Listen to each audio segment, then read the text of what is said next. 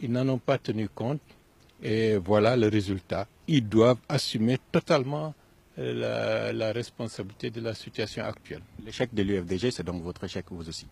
Je ne m'associe pas à cet échec puisque j'ai développé une politique alternative qui a été combattue, qui est combattue par certains d'entre eux et qui peut être demain...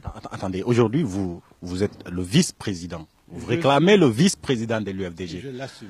Si vous l'assumez, est-ce que vous allez me dire que l'échec de ce parti dont vous êtes vice-président n'est pas votre échec, M. Bahouri? Je ne suis pas associé à la gestion actuelle de cette direction. Donc si jamais l'UFDG tombait aujourd'hui, disparaissait, parce que personne ne fait plus confiance à ce parti politique, ça vous arrange, vous?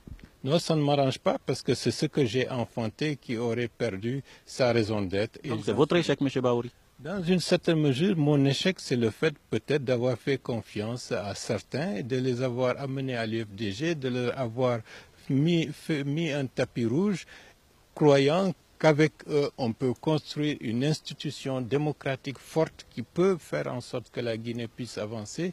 De ce point de vue, j'avoue que je me suis trompé. Aujourd'hui, qu'est-ce que vous faites pour reprendre le leadership de l'UFDG? Puisque c'est cela votre objectif. Entre autres, mon objectif, ce n'est pas seulement reprendre le... Mais c'est surtout ça, M. Bahouri. C'est une étape. Mais surtout, la première.